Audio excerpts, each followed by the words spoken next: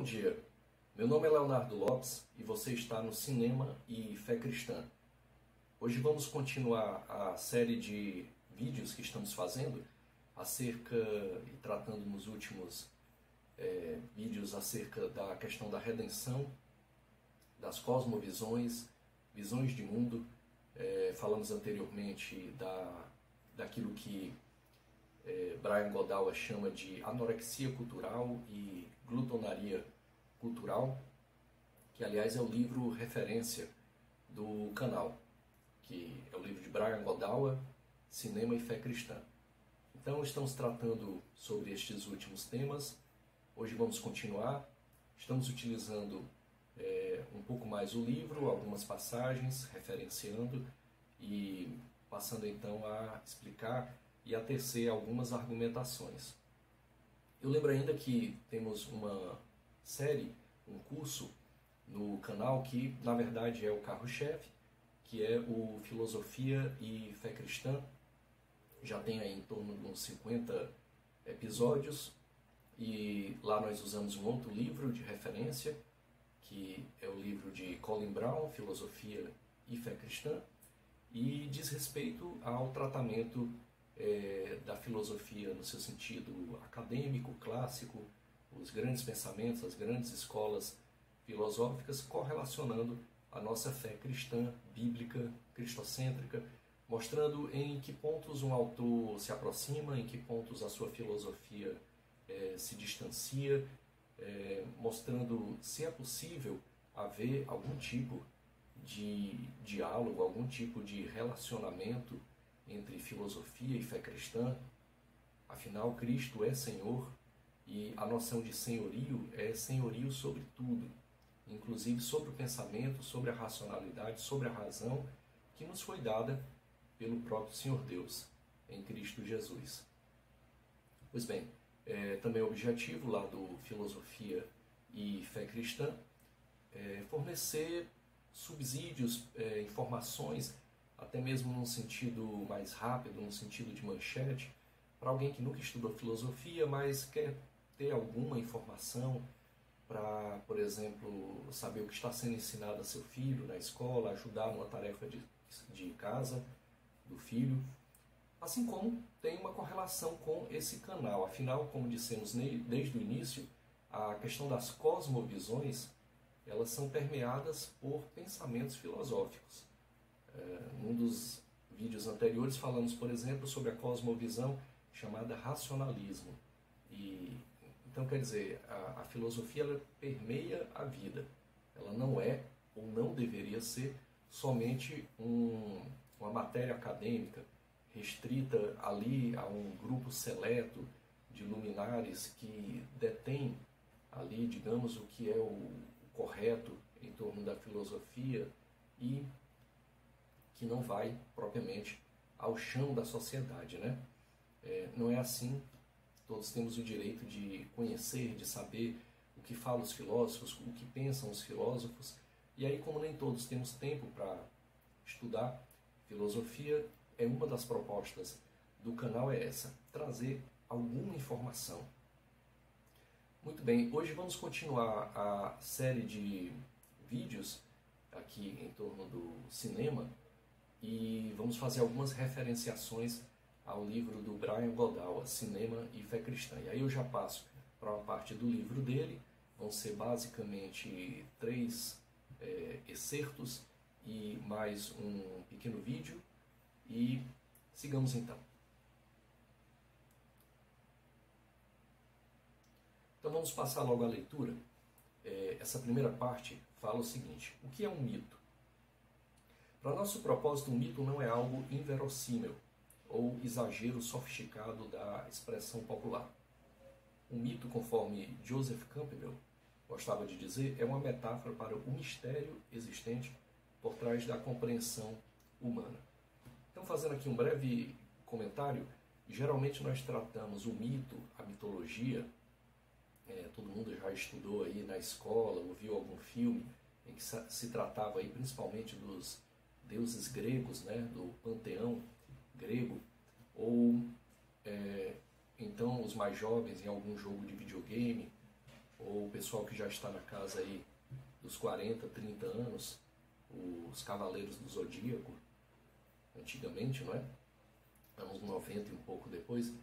Enfim, todos nós temos uma noção de que o mito é algo bacana, é algo legal, mas que no fundo é um negócio meio Papai Noel, quer dizer, não é real, não é verdadeiro, não é plausível, não é concreto, não é evidente em si mesmo. É uma história bacana, mas que não é real.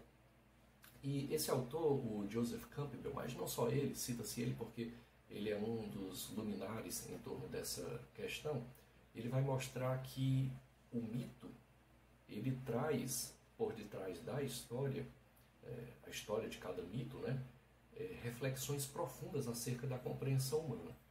Por exemplo, quem puder, observe, leia ou assista algum vídeo, filme, que fale sobre o mito do Minotauro. Quer dizer, o que significa o labirinto? O que significa o fio de Ariadne com o qual não se perde no labirinto? O que significa aprofundar-se no labirinto? O que significa nas profundezas do labirinto encontrar o Minotauro? Será o Minotauro o maior adversário? Ou ao contrário, não será o próprio herói que o enfrenta, no sentido de que para se enfrentar tal medo, ele deveria antes enfrentar os seus próprios medos, seus próprios temores, para então adquirir coragem e enfrentar.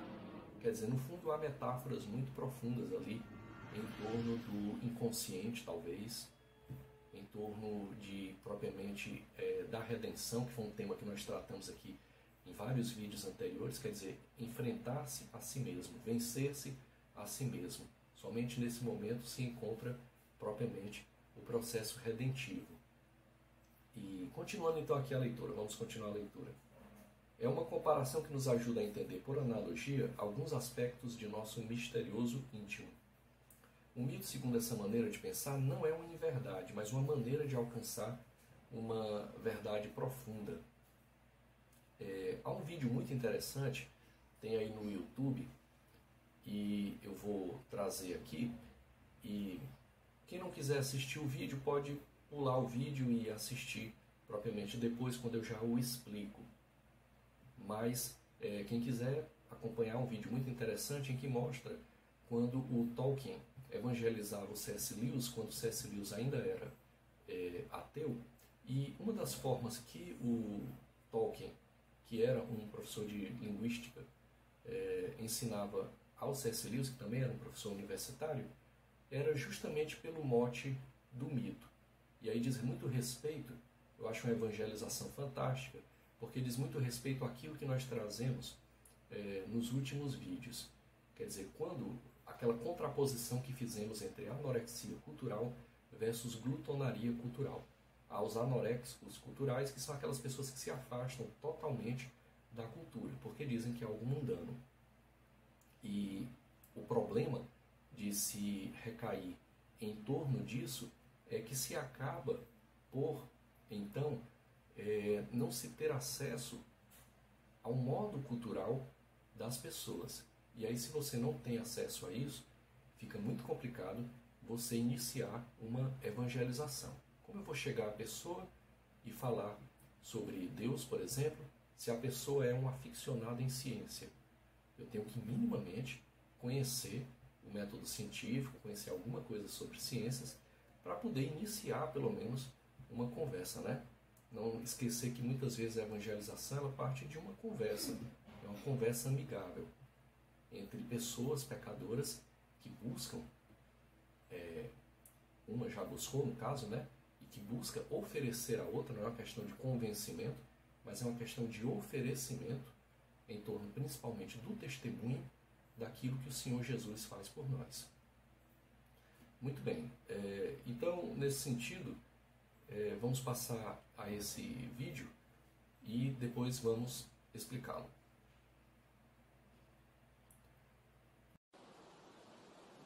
Fairy stories, which I think is rather ridiculous. After all, the magic of myths or fairy stories is not an end in itself. It exists to serve virtue and satisfy certain primordial human desires. But myths are fiction. The stories they tell aren't true.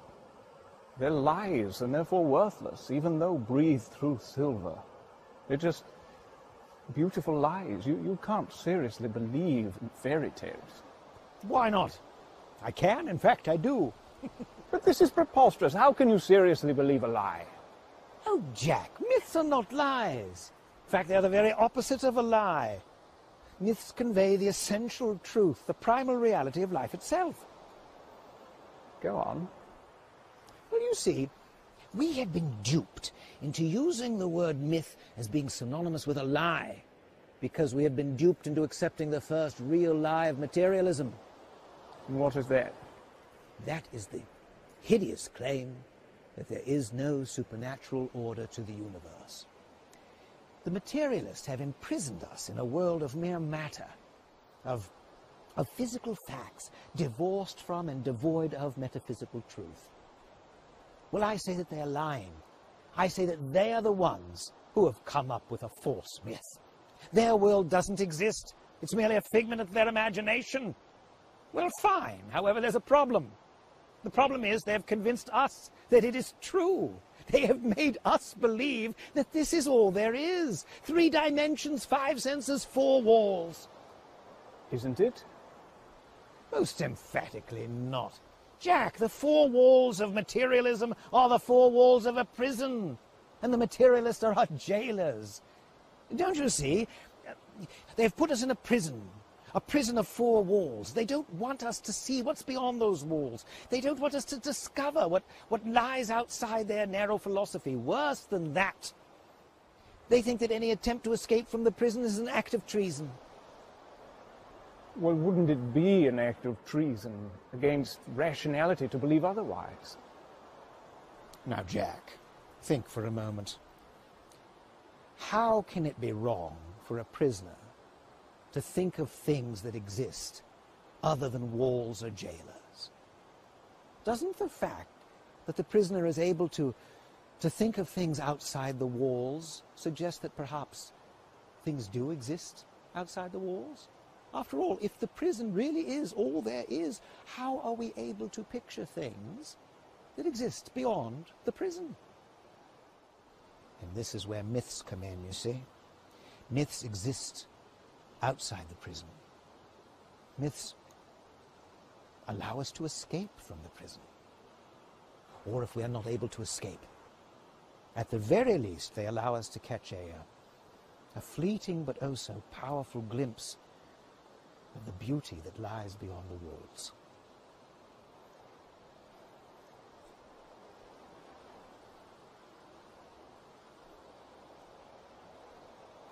But what is it that we're meant to be glimpsing?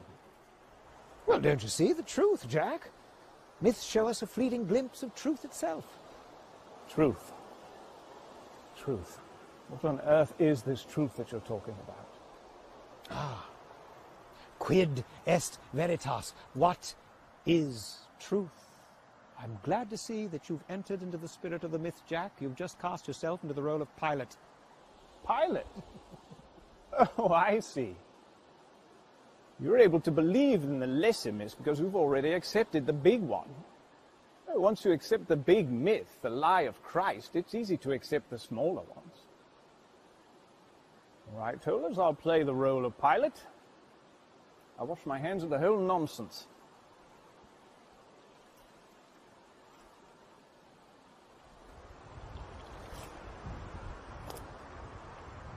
Well, Jack, you may be able to wash your hands, but your mind is still muddied.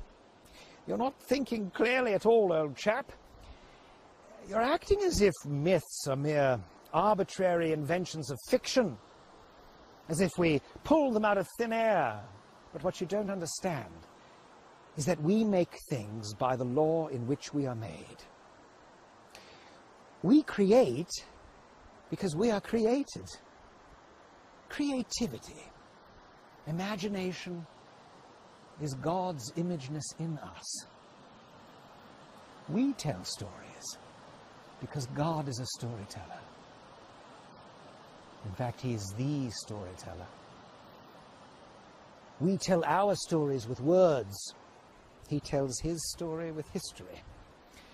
The facts of history are his words, and providence is his storyline. Are you suggesting that all of history, that everything around us is all part of some divine myth? We are all part of his story. This very conversation is part of his story. But perhaps it isn't his story, perhaps it's only your story. How can you know that your story, the story that you believe, the Christian story, is any more real than the other stories? But don't you see, it isn't my story, it's his story. You're acting as if Christianity is one myth among many. It's not, it's the true myth. Christianity really happened. Jesus really existed, so did Pilate. And yet it is this true story that makes sense of all the other stories. It is the archetype. It is the story in which all the other stories have their source, and the story to which all the other stories point. It has everything. It has catastrophe and its opposite, what we might call eucatastrophe. It has the joy of the happy ending, the sudden joyous turn in the story that is essential to all myths. It has to a sublime degree this joy of deliverance, this evangelium, this fleeting glimpse of the real joy, to which all other joys are but a distant echo.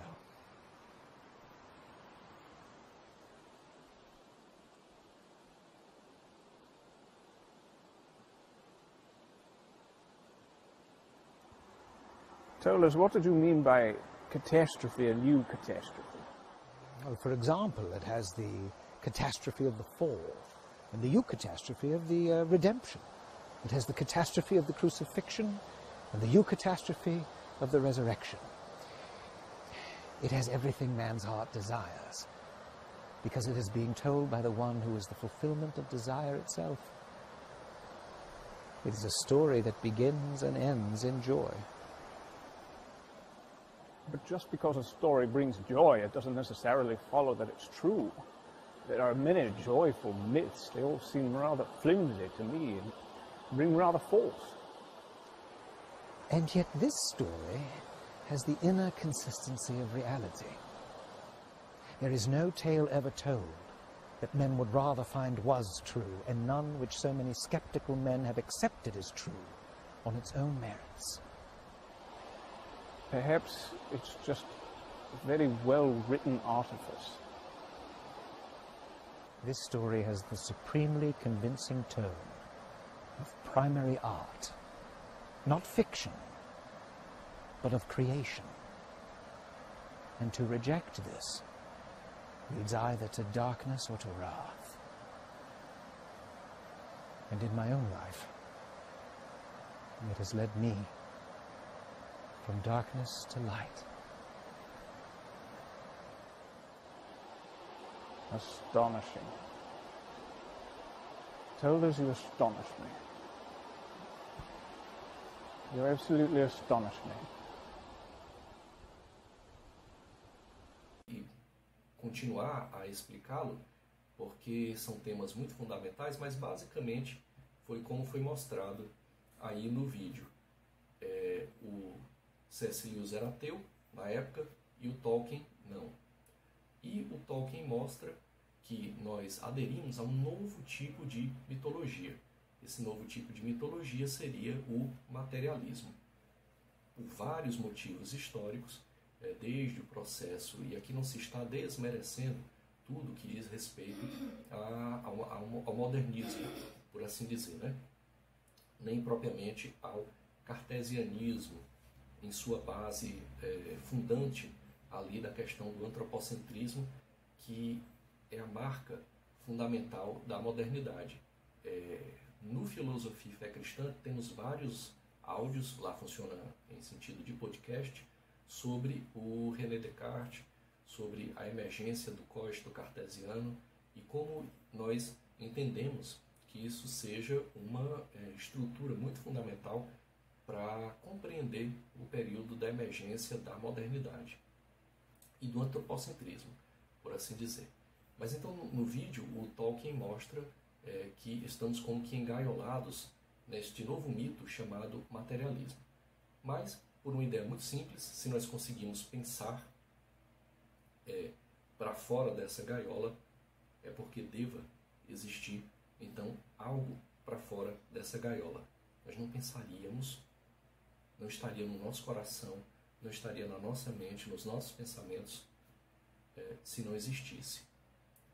E esse algo para fora, na verdade, é uma pessoa, que é o nosso Deus. E, nesse sentido, então, é que ele parte para essa noção, como foi mostrado aí no vídeo, de que Deus é o maior contador de histórias. Ele nos contou a maior e melhor história, que é a história do Senhor Jesus, e como Cristo nos traz redenção, por ser nosso único Salvador pessoal. E mostra também, é interessante, como todas as histórias, elas têm uma base na história de Cristo, na história redentiva que o Senhor Jesus nos traz. Elas se assemelham, trazem elementos que são facilmente reconhecidos. Vamos trazer esse vídeo novamente algumas vezes, porque sempre que se analisa, ele mostra alguns elementos novos. Mas é basicamente essa a questão. O mito não seria, como mostrado no vídeo, algo irreal, algo fantasioso, algo Papai Noel. Não. O mito, na verdade, ele traz elementos fundamentais da compreensão humana e, no caso do cristianismo, ele é histórico. Ele se fez na história, pois os personagens tratados na Bíblia, toda a Bíblia, ela se faz não enquanto uma história narrativa ficcional, mas uma história que se fez presente na história, fundando, como nos diz Agostinho de Hipona, a própria história. Não é? Para Agostinho, a história ela começa a partir da queda do homem e da sua peregrinação na assim chamada cidade dos homens, e pela graça de Deus em Cristo Jesus, rumamos e testemunhamos a outros acerca de uma outra cidade. Essa cidade, sim, a cidade de Deus, marcada pela felicidade plena, que é a posse, a presença do próprio Deus em nossos corações. Bom, vamos passar para o segundo.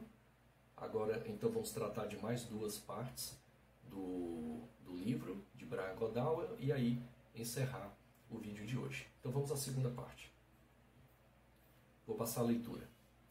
Hoje vivemos em um mundo permeado por ciência e tecnologia. Mas isso nos torna contadores de história de menor importância? Ou faz que sejamos menos orientados pelos mitos? É justamente essa a questão. Em muito sentido, nós podemos dizer que hoje nossas sociedades são ateístas, que nossas sociedades são tecno-seculares, ou seja, elas são permeadas pela tecnologia, que eu entendo a tecnologia enquanto uma visibilidade do método científico, com vistas a alcançar fins práticos, e alcançando, porque senão não permaneceria em termos mercadológicos e também políticos. E, nesse sentido, tendemos a dizer que somos menos mitológicos. Mas isso não é verdade, porque o mito ele sempre aparece enquanto aquela última estrutura narrativa que muitas vezes é desmerecida, mas que no limiar se busca. Porque é contando histórias, é em torno da literatura, é em torno da poesia, que muitas vezes as grandes verdades, e que são as verdades essenciais, nos aparecem. Não é? No caso da nossa fé, no nosso caso, nossa fé cristã, por exemplo, nos momentos de angústia, nos momentos de problemas, nos momentos de tribulações que encontramos na Bíblia. Por exemplo, no livro de Salmos, todas as nossas respostas. Porque ali está toda a dimensão humana na sua integralidade.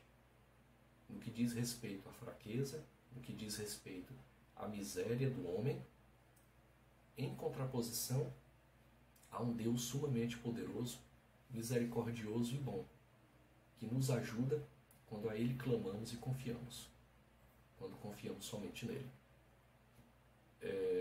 Então, continuando aqui a leitura, nossa cultura continua insistindo nas narrativas em diferentes manifestações, incluindo notícias, livros, músicas e filmes, apenas para mencionar alguns. Então é isso, em notícias, livros, músicas, filmes, há elementos permeados de questões mitológicas, não propriamente no que diz respeito às mitologias mais clássicas, mas no que diz respeito propriamente a histórias e narrativas que dizem respeito à redenção, temas que temos tratado muito, insistido muito aqui, correlacionando a redenção ao processo de cosmovisão e às diversas visões de mundo. E, continuando a leitura, nossa necessidade de produzir e ver filmes encarna as transformações sagradas do mito, de modo semelhante ao que ocorria com nossos antepassados. Conforme o autor Geoffrey Hill propõe em Illuminating Shadows, Sombras que Iluminam, seu tratado sobre o poder dos filmes. Então vamos passar a uma frase, ele está citando aqui esse autor chamado Geoffrey Hill, no seu livro Sombras que Iluminam, Illuminating Shadows, e ele vai trazer uma passagem aqui que eu acho que é fantástica, incrível, e vamos passar logo a leitura dela e verificar essa questão. Então ele vai dizer assim: como adoradores modernos, ironicamente nos reunimos no templo das salas de cinema. Deixamos nossa oferta na bilheteria, compramos nossa pipoca ritual, silenciamos em antecipação reverente, enquanto as luzes se apagam e a mágica do celuloide tem início. Durante toda a narrativa na tela, nos identificamos com o herói. Odiamos o anti-herói. Exultamos vicariamente nas vitórias do drama. E somos espiritualmente inspirados pela moral da história. Tudo isso enquanto acreditamos ser pessoas modernas e tecno-seculares, distantes da religião. Mesmo assim, a profundidade e a intensidade de nossa participação revela um fervor religioso, que não é muito diferente dos zelotes religiosos.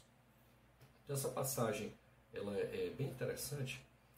Vamos passar a relê-la novamente aqui e fazer alguns comentários. Então ele vai dizer: como adoradores modernos, ironicamente nos reunimos no templo das salas de cinema. Em muitos sentidos, a sala de cinema, ela aparenta, ela se assemelha a uma espécie de templo. E é o que mostra que mesmo em sociedades tecno-seculares, e talvez o que seja interessante, e isso muitas vezes as assim chamadas ciências das religiões estuda bastante, que é a questão de que talvez quanto mais nós achamos que somos tecno-seculares, mais elementos religiosos, e aqui eu não estou propriamente falando da religião cristã, mas a religião no sentido mais geral, os elementos sobrenaturais, os elementos transcendentes, eles aparecem como que meio que a puxar o nosso tapete, né? A dizer, vocês não são tão tecno-seculares assim não. E aí então, ele continua aqui, ó, deixamos nossa oferta na bilheteria, de fato, não é? O pagamento do bilhete do cinema, né? Essa é uma espécie de oferta. Compramos nossa pipoca ritual, quer dizer, existe toda uma ritualística em torno do filme. E uma delas é essa, é comprar a pipoca. É algo que compõe, quer dizer, não é fome, não, com certeza não. Ou não é para a maioria das pessoas. Não é fome, não é também fome de pipoca. Mas, por algum motivo, a pipoca é um símbolo, não é? É um signo. Ela traz um significado em torno dessa atitude de ir, e que é uma atitude que tem uma certa reverência. Como ele fala aqui, ó, silenciamos em antecipação reverente. Não é? Geralmente as pessoas ficam ali conversando tal, e de repente as luzes começam a apagar e algumas luzes laterais começam a acender, e esse processo vai aumentando, as luzes mais gerais vão apagando e luzes laterais vão acendendo, quer dizer, nós vamos silenciando. É como se ali houvesse uma certa antecipação do que virá a acontecer. E a mágica do celuloide tem isso. Durante toda a narrativa na tela, nos identificamos com o herói. Odiamos o anti-herói. E aqui é algo que nós tratamos já anteriormente, que na verdade não somos nós, é uma leitura, interpretação que fazemos do próprio livro do Brian Godawa. Muitas vezes o coração das pessoas está preparado para ver no anti-herói. Foi por isso que em vídeos anteriores citamos aqui o Hannibal, né, o filme Hannibal, mas o coração das pessoas muitas vezes ele torce ou está preparado para se identificar com o anti-herói e não com o herói. E muitas vezes se alterna de uma forma confusa na mente, no coração das pessoas, quem é o herói e quem é o anti-herói. Mas de qualquer forma, seja o herói, ou seja o herói, o anti-herói, a pessoa torce por aquele que ela considera o herói e odeia aquele que ela considera o anti-herói. Então, continuando a leitura, exultamos vicariamente nas vitórias do drama, né? Nós somos tomados pela narrativa. Aqui foi onde nós falamos já em vídeos anteriores que é importante que não haja uma supressão do entendimento da via crítica, porque geralmente, principalmente quando tratamos do anorexo cultural versus o glutão cultural, e eu posso dizer isso bem porque já confessei aqui em vídeos anteriores que na minha adolescência, ali nos anos 90, eu me considerava um glutão cultural, até mesmo um pouco depois. Você meio que suprime a sua via crítica e aí passa a assistir tudo sem uma racionalidade. Não é assim, deve-se evitar essa transposição para algo irreal, né? Estamos assistindo a um drama, estamos torcendo pelo herói, mas os pés estão bem firmes no chão da sala de cinema. Continuando a leitura, e somos espiritualmente inspirados pela moral da história. E aí é onde entra a questão da moral da história, a análise.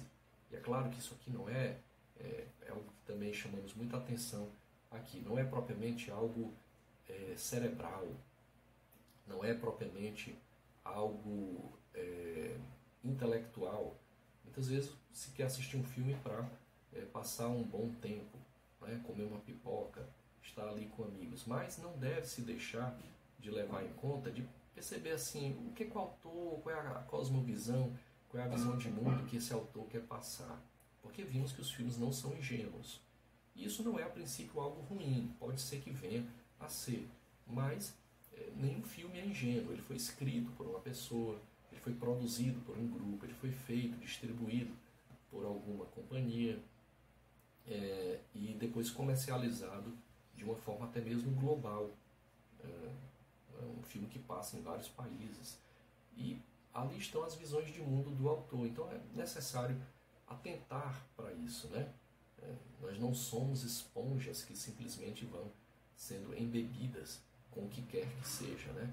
A gente tem como fazer uma crítica e aí dizer, esse filme é legal, esse filme tem isso ou aquilo que não me agrada, mas no contexto geral é legal, é interessante, ou não, o filme não é bom, eu vou me retirar da sala de cinema, sei lá, por que não? Por que não? E, então, nesse sentido, continuando aqui a leitura, voltando um pouco, e somos espiritualmente inspirados pela moral da história. Tudo isso enquanto acreditamos ser pessoas modernas e tecno-seculares. Então, estamos mostrando aqui que, apesar de nos considerarmos modernos, antropocêntricos, tecno-seculares, mas existem inúmeras dimensões aqui que lembram dimensões religiosas. E aí eu insisto, acredito, especulo que quanto mais se acredita ser, e aí atente-se por termo, acreditar, quanto mais se acredita ser tecno-secular, muito mais a dimensão religiosa, e aqui insisto, não estou nesse momento falando da fé cristã, mas a dimensão religiosa se mostra, se coloca, a dimensão do sobrenatural, a dimensão do transcendente. É muito interessante, por exemplo, e eu na minha juventude fui ateu, mas era muito interessante, enquanto eu era ateu, mas assistia a filmes de terror, e no filme de terror me deixava enredar por toda aquela dimensão do sobrenatural, a dimensão do misterioso, a dimensão do obscuro, a dimensão de profundezas do ser humano que muitas vezes transpareciam ali. Na época funcionava assim. E acredito que seja assim para muitas pessoas. Continuando a leitura, mesmo assim a profundidade e a intensidade de nossa participação, a participação na sala de cinema, revela um fervor religioso, até mesmo depois naquilo que é muito próprio das religiões, que muitas vezes é chamado de forma pejorativa de proselitismo, mas no que realmente seja, e aí é o que é, enquanto é, o testemunho, né? O testemunho que você dá de que uma religião que você professa, uma fé, lhe fez bem nisso ou naquilo outro. E isso ocorre também com o cinema, né? A pessoa assiste ao filme dentro de todo esse contexto que aparenta ser muito tecno-secular, mas que na verdade não é. E depois ela passa a reverberar pela internet, por exemplo, em fóruns, pelo aplicativos de rede social, enfim, informações sobre o filme. Então revela, no finalzinho aqui do excerto, revela um fervor religioso, que não é muito diferente dos zelotes religiosos. E é isso. Procuramos trazer aqui, então, em torno dessas 3 partes, e basicamente, e esse é o título desse vídeo, somos tão tecno-seculares assim? E a resposta é não, não somos.